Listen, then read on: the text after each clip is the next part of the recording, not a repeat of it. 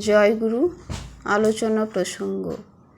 ধীরেনদা জিজ্ঞাসা করলেন শ্রী শ্রী ঠাকুরকে, আপনি যা চান তা কি কখনো হবে? শ্রী শ্রী ঠাকুর বললেন, করলেই হবে, না করলে হবে কি করে? আমি কোনো অসাধ্য কথা কই বলে আমার মনে হয় না।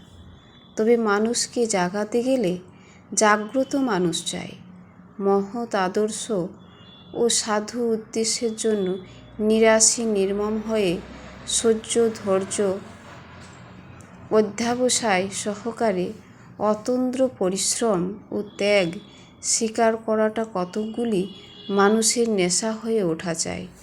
সকলে এটা পারবে না, তবে কিছু লোক এমনতর চাই, তারাই হলো এ যুগের দধিচি। এইসব দধিচির অস্থি না হলে সর্বনাশ। নিপাতি বজ্রের অস্থিদান মানে আমি বুঝি আত্মদান, মরে যাওয়া নয়, বেঁচে থেকে সিদ্ধিদাত্রী কঠোর তপশ্চর্যায় নিঃশেষে আত্মনিয়োগ। হাড়মাস ওই কাজে লাগান। জয়গুরু বন্দে পুরুষোত্তম।